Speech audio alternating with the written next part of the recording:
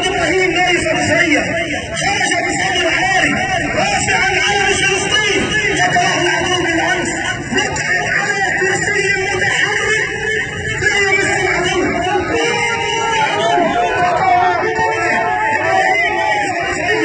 فلنحن جميعا بمزية شهيد انتفاضة حرية القدس فلنخرج الآن ضمن وصية انتفاضة حرية القدس حاملين جثمان الشهيد المقعد